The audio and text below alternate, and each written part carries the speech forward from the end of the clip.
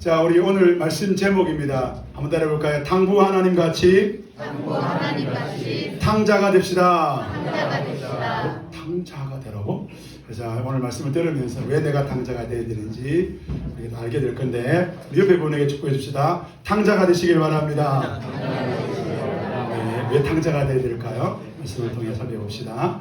오늘 우리 본문의 비유를 탕자 비유라 그래요. 맞습니다. 탕자. 아버지의 재산을 허랑방탕에 날려버린 아들의 비유지요. 근데 오늘 본문을 다시 보면 탕자보다 더 많은 것을 허비하고 계시는 한 분이 나옵니다. 바로 아버지입니다. 예수님은 모든 것을 허비하고 계시는 아버지 하나님을 오늘 본문의 비유를 통하여 소개하고 있습니다. 한 사람을 위해 많은 것을 낭비하시는 탕부 하나님을 보여주고 있지요. 그러면서 예수님은 오늘 저와 여러분에게 탕부 하나님 같이 오늘 저와 여러분도 한 영혼을 위해서 낭비하고 허비하는 탕자가 되어라고 말씀하고 있습니다. 사랑하는 성도 여러분, 한 주간 살아가실 때 탕부 하나님처럼 한 영혼을 위하여 낭비하는 탕자가 되시기를 주님 이름으로 축복합니다. 네. 첫 번째로 두 아들은 각자의 기준으로 살았다는 거예요. 두 아들 모두 기준이 있다는 거죠. 오늘 보면 11절에 보면 예수님이 비유로 말씀하는데 어떤 사람에게는 두 아들이 있었다. 이 말은 둘 다 낭비하는 삶을 살고 있더라는 거예요. 탕자라는 거예요. 바리새파 사람 입장에서 보면 예수님의 잃어버린 세 가지 비유 중에 첫 번째, 두 번째 비유, 바로 잃어버린 한 마리의 양 비유와 잃어버린 동전의 비유는 어쩌면 좀 공감이 됩니다. 그래, 하나님은 죄인을 사랑하시지. 저 죄인들도 구원받아야 되겠는데 그럴 수 있습니다. 근데 이제 예수님이 마지막으로 두 아들 비유를 하는 거예요. 당연히 둘째 아들은 오늘 지금 예수님과 함께 식사하고 있는 세리와 죄인들이겠죠. 그러면 첫째 아들은 누굴까요? 이 바리새파 사람들과 율법학자들이 예수님의 비유를 듣다 보니까 이건 우리 이야기네. 우리 보고 예수님이 지금 탕자라 그러네. 우리 보고 너희들도 잃어버린 자라 그러네. 그렇게 말하고 있다는 것을 깨닫게 되는 거예요. 그렇다면 왜 바리새파 사람들과 율법학자들은 첫째 아들이고 잃어버린 자들일까요? 예수님은 첫째 아들의 이야기를 이렇게 등장시킵니다. 본문 25절인데요. 그런데로 시작하죠. 그나들이 밭에 있다가 돌아왔습니다. 집에 가까이 왔는데 음악 소리, 춤추며 노는 소리가 들려서 26절 말씀 같이 한번 읽어봅시다. 시작. 종 하나를 불러서 무슨 일인지 물어봤더니 그 종이 돌아와서 예, 당신의 아버지가 당신의 둘째 아들이 동생이 돌아왔다고 기뻐서 잔치를 벌입니다. 살찐 송아지를 잡았습니다. 라고 말하니까 이 첫째 아들의 반응이 28절에 나옵니다. 28절 말씀 같이 한번 읽어볼까요? 시작. 큰아들은 화가 나서 집으로 돌아가려고 하지 않았다. 아버지가 나와서 그를 달랬다. 첫째 아들은 화가 난 거예요. 잔치에 들어가지 않습니다. 심지어 이 말을 들었던 아버지가 나와서 잔치에 가자고 그를 권하고 달랬는데도 들어가지 않습니다. 그러면서 이 첫째 아들이 아버지에게 29절 30절에 이렇게 말하는데요. 나는 여러 해를 두고 아버지를 섬기고 아버지의 명령에 한 번도 어긴 일이 없는데 아버지는 나한테 친구들과 함께 즐기라고 염소 새끼 한 마리라도 주신 일이 없지 않습니까? 그런데 장녀들과 어울려 아버지의 재산을 다 삼켜버린 이 아들이 오니까 그를 위하여 살찐 송아지를 잡으셨습니다. 첫째 아들은 자기 기준이 있습니다. 그래서 아버지를 섬기려면 이렇게 해야 돼. 저렇게 하는 게 아버지의 명을 어기는 일이 아니야. 라는 자기 기준이 있는 거예요. 예배는 이렇게 해야 되고 예수 믿는 사람들은 이렇게 살아야 되고 자기 기준이 있는 거예요. 그 기준을 따라서 자신은 오랫동안 아버지를 잘 섬겨왔다고 생각한 거예요. 그래서 나는 아버지의 명령을 한 번도 어긴 일이 없고 나는 여러 해 동안 아버지를 최선을 다해서 섬겨왔다고 이야기를 합니다. 첫째 아들은 아버지를 섬긴 게 아니라 자신이 세운 기준을 섬겨오는 거죠. 그래서 그 기준을 따라서 철저하게 그렇게 자신이 살아왔다고 아버지에게 말합니다. 그렇게 아버지의 명령을 한 번도 어긴 일이 없는 이 첫째 아들이 왜 화가 났을까요? 아버지가 자신이 세운 기준을 어긴 거예요. 첫째 아들은 자신은 아버지의 명을 어긴 일이 한 번도 없다고 그럽니다. 그런데 이 말은 무슨 말이냐면 아버지가 어떻게 아버지가 되어가지고 아버지가 제가 세운 기준을 어길 수 있느냐. 첫째 아들은 아버지를 섬긴 게 아닙니다. 첫째 아들은 자기가 세운 기준을 섬겨왔는 거예요. 그 기준을 따르면 집 나간 둘째 아들을 위하여 재산을 낭비하는 것은 옳지 않는 거죠. 성도 여러분, 이 첫째 아들의 이야기가 누구 이야기처럼 들립니까? 오늘 저와 여러분의 이야기 아닙니까? 제 이야기 아닙니까? 성도 여러분, 신앙생활 하면서 언제 하나님께 기분이 나쁩니까?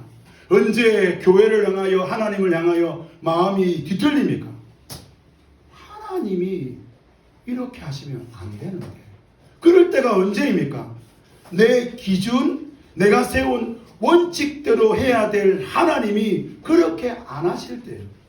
그럴 때 우리는 하나님께 화가 나는 거예요. 하나님, 저는요 하나님을 위해서 이것도 하고 저것도 하고 그랬는데 제가 이렇게 몇 년을 이렇게 하나님을 섬겼는데 어떻게 이렇게 하십니까? 라고 따지는 거예요. 여러분, 종교와 기독교의 차이가 있습니다.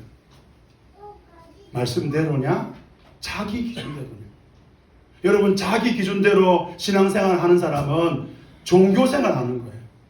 말씀대로 해야 기독교인 것입니다. 교회 안에 있다고 신앙생활 하는 게 아니에요. 교회 안에 있지만 여전히 자기 기준, 자기 원칙대로 여러분이 신앙생활하고 있으면 종교생활이에요. 말씀대로 해야 기독교인 거죠. 오늘 첫째 아들은 교회 안에 있지만 그는 종교생활하고 있습니다. 그래서 조금만 수틀리면 하나님께도 화를 내고 하나님을 원망하고 내가 뭘 잘못했느냐고 따지는 거예요. 그러면 둘째 아들은 어떤 사람입니까? 보면 12절에 보면 둘째 아들은 이렇게 말합니다. 우리 12절 노래 한번 같이 한번 읽어볼까요? 아버지, 재산 가운데서 돌아올 몫을 내게 주십시오 하였다. 그래서 아버지는 살림을 두 아들에게 나누어 주었다. 그러고 나니까 이 두 아들이 막내 아들이 이 둘째 아들이 어떻게 합니까? 13절 노래 한번 같이 한번 읽어볼까요? 시작. 제 것을 다 챙겨서 먼 지방으로 가서 거기서 방탕하게 살면서 그 재산을 낭비하였다. 둘째 아들은 아버지에게 말하죠. 아버지, 제게 돌아올 목 달라는 거예요. 유대 전통에 따르면 재산을 분배할 때에 첫째 아들은 아버지 재산의 3분의 1을 가져갑니다. 둘째 아들은 3분의 1을 가져갑니다. 그런데요, 아버지가 죽었을 때, 돌아가셨을 때 그 재산을 분배받는 거예요. 그런데 이 둘째 아들은 어떻게 합니까? 아버지가 멀쩡히 살아있는데 달라 그래요. 그리고 아버지가 재산을 나누어 주니까 그 재산을 빨리 정리해서 며칠이 되지 않아서 먼 나라로 가서 그곳에서 자기 마음대로 살았다는 거예요. 이유가 나오지 않지만 둘째 아들은 아버지가 싫었습니다. 아버지를 오해하죠. 아버지가 안에 있다는 거, 아버지 때문에 내 인생이 행복하지 않다고 여긴 거예요. 오늘 우리는 이런 둘째 아들을 가끔 만납니다. 교회를 다니거나 다니지 않거나 기독교에 대한 반감, 교회에 대한 반감, 하나님에 대한 불신으로 차있는 그런 사람들을 만나잖아요. 특별히 이런 작은 아들들이 굉장히 화가 나 있는 이유 중에 하나는 바로 첫째 아들처럼 외식으로 차있는 그런 종교 생활하고 있는 그런 사람들을 보고 절망하고 교회를 안 가려고 해요. 첫째 아들은 교회 안에 있지만 자기 기준으로 기독교가 아닌 종교 생활을 합니다. 둘째 아들은 교회 밖에 있지만 자기 기준으로 사니까 기독교를 복음으로 받아들이지 않고 종교로 여기는 거예요. 그래서 이 둘 다 말씀과 상관없이 자기 소견에 옳은 대로 살아가는 거예요. 그러니 둘 다 하나님을 떠난 거예요. 이 두 아들에게 아버지가 어떻게 합니까? 탕자인 두 아들을 향한 아버지의 선택은 탕부였습니다. 하나님은 탕부라는 거예요. 팀 켈러 목사님, 제가 3주간 계속 이야기하고 있는데요. 너무나 진짜 소중하고 귀한 목사님이신데요. 이분이 누가복음 15장 잃어버린 비유 중에 이 오늘 본문 읽었던 이 아버지와 두 아들의 비유를 가지고 이 설교집을 출판하셨어요. 그 제목이 뭐냐면 탕부 하나님입니다. 팀 켈러는 이 책에서 이런 이야기를 해요. 이 비유는 둘째 아들의 이야기가 아니다. 물론 첫째 아들의 이야기도 아니라는 거예요. 이 비유는 두 아들을 둔 아버지의 이야기라는 거예요. 예수님은 두 아들을 둔 아버지의 이야기를 통해서 오늘 저와 여러분에게 말하고 있습니다. 하나님은 어떤 분이냐? 하나님은 탕부라는 거예요. 우리 탕자에서 탕이라는 말은 한문으로 말하면 쓸어버리다, 흩어버리다, 낭비하다는 뜻이에요. 영어로도 이 탕부의 이 탕자도 허비하다, 낭비하다는 거예요. 그러니까 오늘 본문에서 두 아들을 위하여 허비하고 낭비하시는 아버지가 등장하는데 이 이야기는 아버지가 지금 낭비하고 있다. 낭비하시는 아버지. 얼마나 낭비합니까? 두 아들이 정신을 차리고 돌아올 때까지. 누가복음 15장에는요 3가지 비유가 나옵니다. 첫 번째는 우리가 잘 아는 100마리의 양 중에 잃어버린 한 마리의 양의 비유. 두 번째 비유는 잃어버린 동전 하나의 비유. 세 번째는 잃어버린 아들의 비유인데요. 이 비유를 왜 예수님이 하셨을까요? 누가복음 15장 1절에 보면 세리들과 죄인들이 예수님의 말씀을 들으려고 그에게 가까이 몰려들었다 그래요. 이를 본 바리새파 사람들이 투덜거리 말합니다. 우리 2절 빨간 부분 같이 한번 읽어봅시다. 시작. 이 사람이 죄인들을 맞아들이고 그들과 함께 음식을 먹는구나. 왜냐하면 그 당시에 그 착한 사람일수록 악한 사람, 죄인들을 멀리하는 게 하나님의 뜻이라고 배웠어요. 아무리 착해도 죄인들과 함께하면 그 죄에 물들고 죄의 영향력으로 나도 죄인이 된다고 생각한 거예요. 그런데 하나님 나라를 세우겠다는 저 예수라는 자가, 자기가 뭐 메시아라 구원자라고 말하는 저 예수라는 자가 저 죄인들을 맞아들이고 그들과 음식을 먹는 것을 보고 바리새파 사람들과 율법학자들이 투덜거리고 말하고 있을 때에 3절 말씀 같이 한번 읽어봅시다. 시작. 그래서 예수는 그들에게 이 비유를 말씀하셨다. 그래서 이 비유를 말한 거예요. 여러분 100마리 중에 잃어버린 한 마리의 양을 찾는 비유나요, 동전 10개 중에 한 개, 잃어버린 한 개를 찾는 비유에서 공통점이 있는데요. 5절, 6절, 9절에 보면 이렇습니다. 일단 5절에 보면 그 잃어버린 한 마리의 양을 찾아서 이 주인이, 이 목자가 기뻐합니다. 그리고 그 양을 어깨에 메고 6절 말씀 우리 노란 부분 같이 한번 읽어볼까요? 시작. 법과 이웃 사람을 불러모으고 나와 함께 기뻐해 주십시오. 잔치를 벌였다는 거예요. 잃어버린 그 한 마리의 양을 찾았다고 해서 그 양이 얼마나 값어치 있는지는 모르겠지만 그 양 한 마리 때문에 온 동네 바베큐 파티를 한 거예요. 그 이해가 됩니까? 자, 그 다음에 이제 드라크라마는 그 10만원쯤 되거든요. 그 10만원을 밤새 쓸다가 찾았어요. 9절 우리 노란 부분 같이 한번 읽어볼까요? 시작. 법과 이웃 사람들을 불러모으고 말하기를 나와 함께 기뻐해 주십시오. 여러분 10만원 찾았다고요. 지금 잔치를 벌여요. 이게 이해가 됩니까?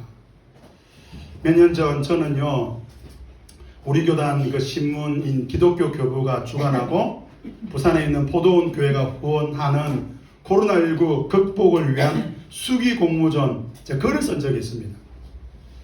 이걸 좀 며칠을 좀 구워 삶았으면 대상을 받았을 건데 그냥 하루아침에 그냥 써가지고 내일까지 내린다 그래 하루아침에 그냥 써가지고 툭 보냈는데 검상이 돼버렸어요. 상금 200만 원 받았잖아요. 기독교부에 막 제가 상 받았다는 기사가 올라가고 또 제 글이 기독교에 올라가니까요. 여기저기서 전화가 오는 거예요. 200만 원 받았다면서 밥 사라는 거예요. 제가 그 200만 원 받아가지고 바로 교회에 헌금해 버렸거든요. 그래서 제가 말했어요. 헌금했다. 다 100% 200만 원 전부 다 헌금했다. 알겠다. 그러니까 밥 사라. 얼마나 아깝던지요. 차라리 200만 원 받았다면 손만 안 났어도 됐을 건데. 여러분, 오늘 예수님의 말씀은 정말 이해할 수 없는 말씀이에요. 아니, 양 한 마리 잃어버렸다고, 그거 찾았다고, 잃어버린 양 찾았, 그 한 마리 때문에 잔치를 한다고요? 10만 원 찾았다고 잔치한다고요? 오늘 본문에 보면 자기의 모든 재산을 탕진하고 그 집골로 돌아온 두 아들을 위하여 잔치하는 거예요. 본문 12절에 보면 이 둘째 아들이 자기 분깃을 달라 그럽니다. 그래서 아버지는 살림을 두 아들에게 나누어 주었다 그래요. 여러분, 고대 사회는요, 현금이 없습니다. 카드가 없습니다. 대부분 다 부동산이에요. 그래서 오늘 한글 성경에는 이 살림이라고 기록되어 있지만 헬라어 원문으로 그 의역해 보면 생명인 거예요. 피 같은 부동산이라는 거예요. 아들이 재산을 달라 그럽니다. 이 말은 뭐냐면 아버지 빨리 죽으세요. 언제 죽을 겁니까? 빨리 죽어야 제가 돈 받을 거 아닙니까? 그렇게 말하는 거예요. 그래서 아버지가 어떡합니까? 그냥 주는 거예요. 이유가 없어요. 저 같으면요, 이 부동산 이 잘못 쓰면 미 죽고 나 죽는 거다 이럴 것 같아요. 근데 그런 말도 없어요. 그냥 줘버려요. 그랬더니 이 아들이 어떡합니까? 금매 해가지고 이 부동산을 다 처리해 버리는 거예요. 그리고 먼 나라로 가버리는 거예요. 그 모든 것을 아버지가 다 봅니다. 그리고 쫄딱 망하고 돼지 지은 열매도 제대로 먹지도 못해서 다시 아버지께로 돌아갑니다. 21절에 보면 그 둘째 아들이 아버지에게 말하지요. 우리 21절 노란 부분 같이 한번 읽어볼까요? 시작. 아버지, 내가 하늘과 아버지 앞에 죄를 지었습니다. 이제부터 나는 아버지의 아들이라고 불릴 자격이 당연하죠. 아버지의 아들이 될 수 없어요. 피 같은 그 부동산을 다 처리해버리고 이제 그 집골로 왔는데 저 같으면 한 달 금식기도 하라 할 것 같아요. 여러분 어떻게 하겠습니까? 도무지 이 반성한 기미를 모르. 진짜 니 반성하나? 진짜 니 잘못했다고 생각하나? 어떻게 이놈아 니 어떻게 이 피 같은 부동산을 이럴 것 같아요. 그런데 22절에 보면 22절에 그러나 아버지가 종들에게 말하잖아요. 가장 좋은 옷을 끄집어내라 그래요. 그에게 입혀요. 손에 가락지를 끼워요. 발에 신발을 신겨요. 그리고 살찐 송아지를 끌어다가 잡는데요. 23절 노란 부분 같이 한번 읽어봅시다. 시작. 우리가 먹고 즐기자. 24절입니다. 나의 이 아들은 죽었다가 살아났고 내가 잃었다가 되찾았다. 그래서 그들은 잔치를 벌였다. 아버지가 자기 마음대로 살다가 쫄딱 망한 아들에게 다 주는 거예요. 왜요? 당부시기 때문에. 그러면 둘째 아들에게만 허비하고 낭비할까요? 첫째 아들에게도 낭비를 합니다. 첫째 아들은 아버지가 동생에게 잔치를 벌였다는 이 사실을 이해할 수가 없어요. 특별히 첫째 아들은 법적으로요, 아버지가 살아있기 때문에 자기 재산, 아버지께 받은 그 3분의 2의 재산 중에서 또 3분의 1을 떼어서 둘째 아들에게 줘야 돼요. 너무 손해가 막심해요. 그러니까 첫째 아들이 화가 난 거예요. 집에 들어가지 않습니다. 어떻게 아버지가 그럴 수 있느냐. 그래 아버지가 나와서 들어가자 그러잖아요. 예수님은 첫째 아들이 그 잔치에 들어갔는지 들어가지 않았는지 그 밖에서 기다리다가 끝냈는지 그 결론을 말해주지 않습니다. 여러분, 이 잔치를 벌렸을 때 누가 이 잔치에 들어가기 좋았을까요? 당연히 둘째 아들이죠. 이게 꿈이냐 생시냐? 나는 아버지의 그냥 종으로 살아도 좋은데 그럴 줄 알았는데 아버지가 막 잔치를 벌렸으니까 너무 좋았을 것 같아요. 그런데요, 첫째 아들 어떨까요? 첫째 아들은 도무지 이해가 안 돼요. 너무 부당한 거예요. 자신은 잘못한 일이 없다고 생각해요. 분노합니다. 그래서 안 들어갑니다. 아버지가 전심전력해도 아마도 첫째 아들은 마음의 문을 열지 않았을 것 같아요. 밑 빠진 독에 그 장독에 물 붓는 것이 아버지가 이 첫째 아들을 잔치로 들어가자고 설득하는 것과 같을 것 같습니다. 아버지의 더 많은 사랑, 아버지의 더 많은 정성이 들어가야 첫째 아들의 마음을 바꿀 수 있습니다. 왜 그럴까요? 아버지는 탕부이시기 때문에 그렇습니다. 막 쓰고 허비하고 낭비하기 때문에 그렇습니다. 여러분, 허비하다, 낭비하다는 말은 결과를 보장받을 수 없다는 말과 연결됩니다. 알아주면 낭비가 아닙니다. 정신을 차리면 허비가 아닙니다. 정신을 못 차릴 줄 알고 계속 베풀기 때문에 낭비고 허비고, 우리 하나님은 그렇게 탕부의 길을 가기로 결정하신 거예요. 그 탕부 하나님이 저와 여러분에게 말합니다. 한번 따라볼까요? 너희도 탕자처럼 살아라. 나야 탕부인 나처럼 탕자로 살아라. 성도 여러분, 저와 여러분 하나님을 믿는 사람들입니다. 하나님을 믿는다는 것은 하나님을 의지한다는 말이에요. 동시에 하나님을 믿는다는 것은 하나님을 닮아가는 거예요. 여러분, 탕부 하나님을 믿습니까?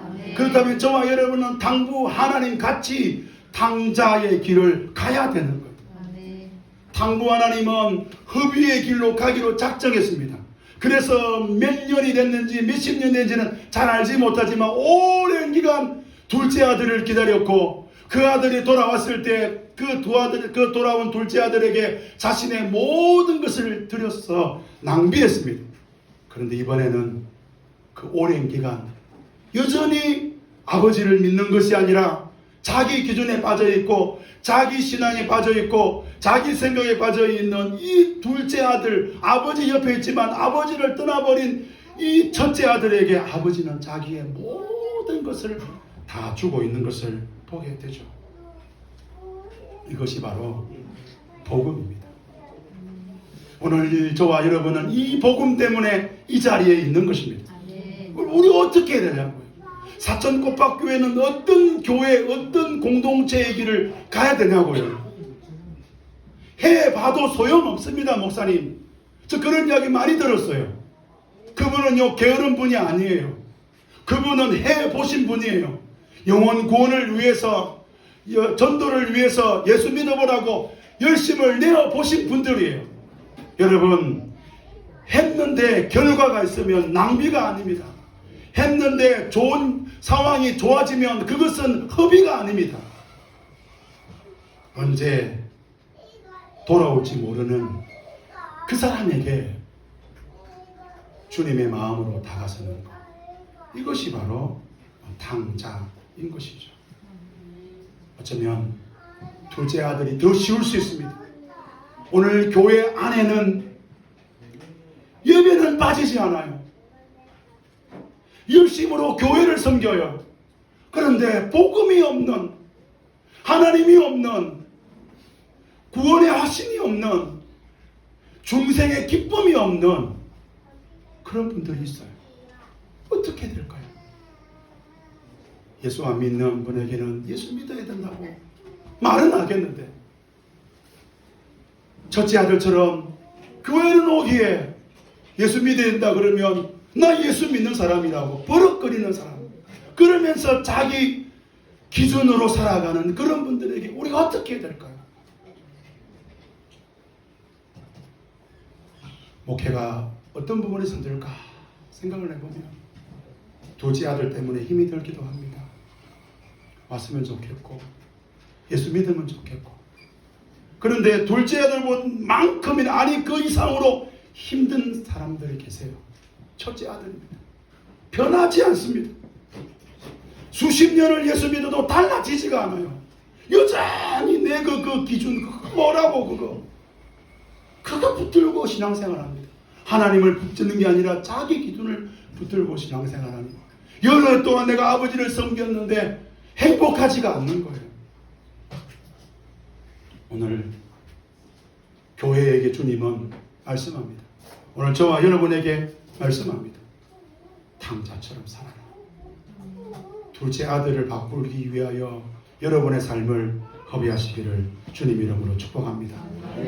첫째 아들이 바뀌어질 때까지, 어쩌면 둘째 아들보다 더 어려운 첫째 아들이 바뀌어질 때까지 그들을 위하여 삶을 낭비하는 탕부 하나님같이 탕자로 살아가시는 저와 여러분 되시기를 주님 이름으로 축복합니다.